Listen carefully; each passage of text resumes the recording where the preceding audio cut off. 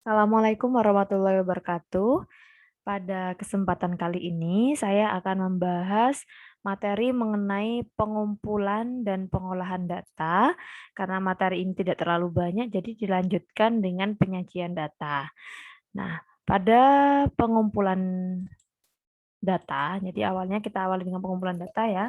Nah, berdasarkan banyaknya data yang diambil, maka metode pengumpulan data ini dibagi menjadi dua. Yang pertama sensus, kemudian yang kedua adalah sampling. Nah, di sini sensus itu merupakan cara pengumpulan data di mana seluruh elemen atau populasinya diselidiki satu persatu. Nah, kelemahannya di sini eh, terutama mahal ya, dan memerlukan banyak tenaga dan waktu. Nah, ini sudah sempat kita bahas sebelumnya mengenai kelebihan ataupun kekurangan dari pelaksanaan sensus. Nah, kemudian data yang diperoleh di sini itu merupakan data sebenarnya karena semua elemen dalam populasi tersebut diselidiki. Jadi, untuk hasilnya disebut juga dengan parameter. Kemudian untuk sampling, nah untuk sampling ini merupakan yang diselidiki adalah elemen dari populasinya atau disebut juga dengan sampel. Nah, kelebihannya di sini dengan proses sampling, biaya yang dibutuhkan itu lebih murah, waktu dan tenaga yang dibutuhkan itu lebih sedikit dibandingkan dengan sensus. Nah, untuk sampling di sini, hasil yang diperoleh itu disebut juga dengan statistik. Nah, ini adalah metode untuk pengumpulan data di mana didasarkan pada banyaknya data yang diambil. Nah, selanjutnya mengenai alat pengumpul data. Nah, pada alat pengumpul data ini ada beberapa macam ya, ada beberapa cara untuk metode pengumpulannya. Yang pertama di sini ada observasi. Nah, observasi ini disebut juga dengan pengamatan. Nah, cara pengumpulan datanya ini dengan terjun dan melihat langsung ke lapangan atau di laboratorium ya, misalkan penelitiannya di laboratorium. Kemudian yang diteliti itu langsung meneliti objek. Nah, atau populasinya. Itu pengamatan atau observasi. Kemudian yang kedua di sini melalui telepon atau alat komunikasi lainnya. Yang ketiga melalui wawancara. Nah, ini merupakan pengumpulan data dengan langsung mengadakan tanya jawab kepada objek yang diteliti. Ini wawancara. Kemudian yang ketiga di sini ada kuesioner. Jadi instrumen penelitiannya itu adalah kuesioner di mana cara pengumpulan datanya menggunakan daftar pertanyaan atau angket. Nah, jadi dengan kuesioner itu ada list pertanyaannya, ada pertanyaannya apa saja. Kemudian itu diisi oleh objek yang diteliti. Nah, atau bisa jadi populasi ya. Nah, dua tujuan utama untuk membuat kuesioner yang baik, yang pertama itu memperoleh informasi data yang berhubungan dengan maksud dan tujuan penelitiannya. Kemudian, yang kedua adalah mengumpulkan informasi dengan kecermatan dan ketelitian yang dapat dipertanggungjawabkan. Jadi, eh, pada kuesioner, daftar pertanyaannya itu bisa berupa pertanyaan terbuka atau bisa berupa pertanyaan tertutup. Nah, pertanyaan terbuka itu merupakan pertanyaan di mana memungkinkan responden untuk memberikan jawaban yang dikehendaki dengan kata-kata yang dipilih sendiri. Jadi biasanya berupa esai pendek gitu, gitu ya. Kemudian yang pertanyaan tertutup di sini ini membatasi jawaban responden karena sudah ada pilihan jawabannya. Jadi responden sudah memilih jawaban yang sudah ada atau sudah disediakan begitu. Nah, ini adalah alat pengumpul data yang biasa digunakan ya. Bisa observasi, wawancara, atau dengan kuesioner. Kemudian selanjutnya adalah tentang pengolahan data. Nah, pengolahan data ini dilakukan setelah peneliti memiliki data mentah. Data mentah itu merupakan hasil pencatatan peristiwa atau karakteristik elemen yang dilakukan pada tahap pengumpulan data. Nah, untuk pengolahan data sendiri itu merupakan proses yang dilakukan untuk memperoleh data atau angka ringkasan berdasarkan pada data mentah. Nah, di sini ada dua jenis metode pengolahan datanya. Yang pertama ada manual, kemudian yang kedua yaitu pengolahan data secara elektronik. Nah, pada pengolahan data manual ini membutuhkan waktu yang relatif lama, kemudian tingkat kesalahan perhitungan ini lebih besar dibandingkan dengan yang elektronik. Karena dilakukan manual, jadi human error atau kesalahan yang dilakukan oleh peneliti itu akan lebih besar, apalagi jika data yang diolah itu banyak sekali. Nah, begitu. Kemudian untuk yang metode pengolahan data secara elektronik, di sini waktu yang dibutuhkan itu lebih singkat. Nah, ini juga menghindari kesalahan perhitungan yang dilakukan oleh peneliti.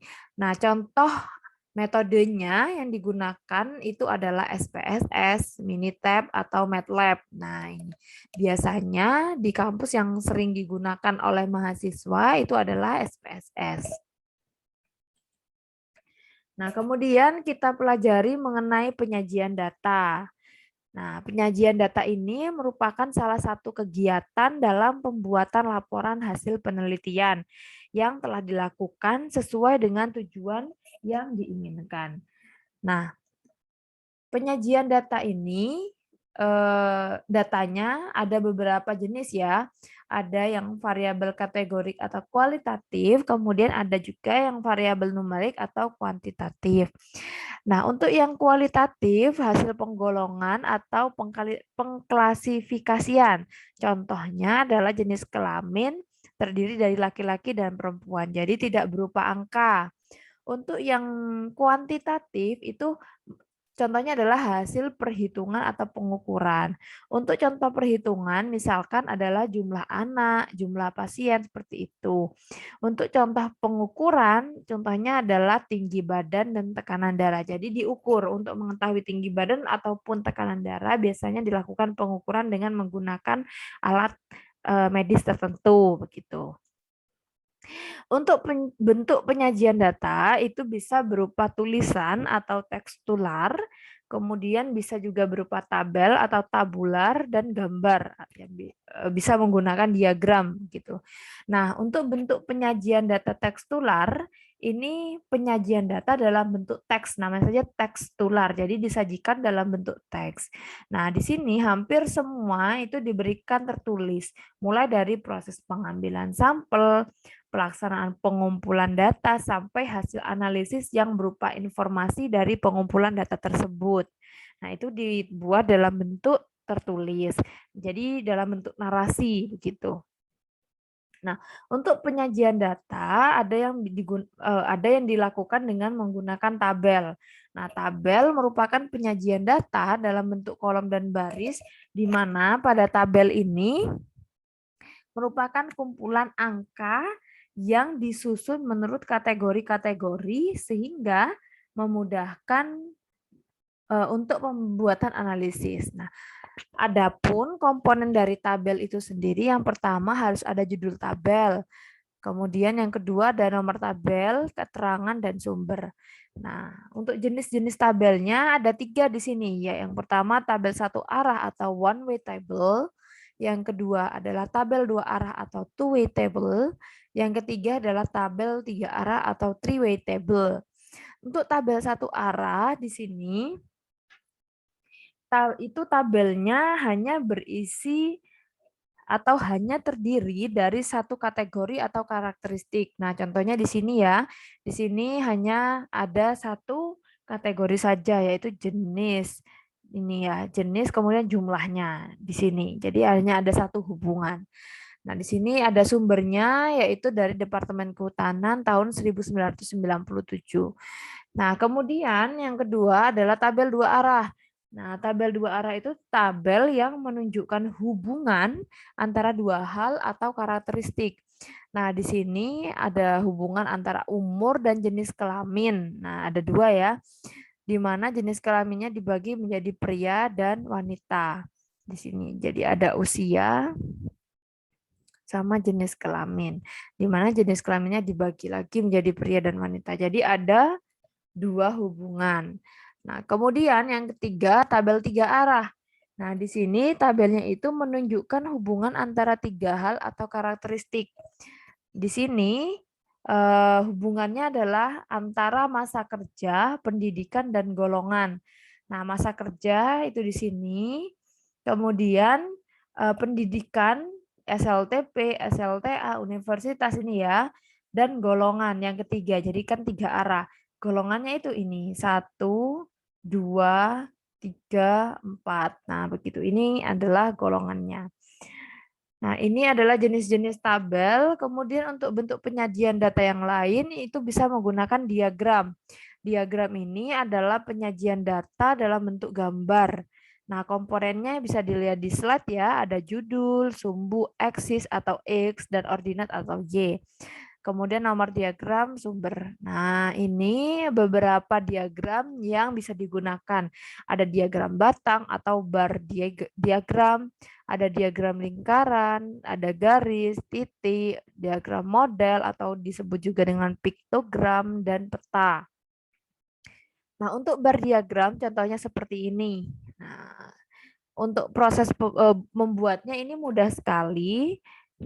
Ada di ini ya, kolom insert, kemudian pilih yang tabel, bukan tabel, sebentar saya cek dulu. Nah, contohnya ini ya, saya bikin file baru di slide baru maksud saya. Nah, tinggal pilih yang insert, insert kemudian chart. Oh, ini pilih yang chart ya, bukan yang tabel. Nah, pilih yang chart. Nah, di sini misalkan mau menulis menggunakan yang kolom, nah bisa ditulis di sini. Klik OK. Kemudian di sini akan tampil jendela yang berisi data-data yang akan dimasukkan. Nah, ini bisa diganti. Kemudian ini series 1, series 2, series 3. Nah, untuk kasus gambar yang ini, nah, untuk kategori 1, 2, 3, dan 4 ini bisa ditulis dengan jenis barang elektroniknya. Seri 1, 2, dan 3 bisa diisi tahunnya. Kemudian ini bisa diisi dengan jumlahnya. Nah, seperti itu. Ini salah satu contohnya. Kemudian pie diagram, ini ya, gambarnya seperti ini. Caranya insert, chart, kemudian pilih yang pie. Nah, ini. Kemudian klik OK, tinggal dimasukkan data-data yang diperlukan. Nah, di sini seperti ini tampilannya. Kemudian ada juga yang lainnya. Untuk caranya itu sama seperti yang pada bar atau pie. Ini ada line diagram, ada grafik model atau piktogram seperti ini. Kemudian ada juga grafik peta atau map diagram seperti ini. Nah, ini adalah materi yang bisa saya sampaikan untuk pertemuan hari ini. Untuk memudahkan, saya minta masing-masing mahasiswa mencoba cara membuat penyajian data, bisa dalam bentuk tabel maupun diagram, baik diagram batang, diagram lingkaran, ataupun jenis yang lainnya.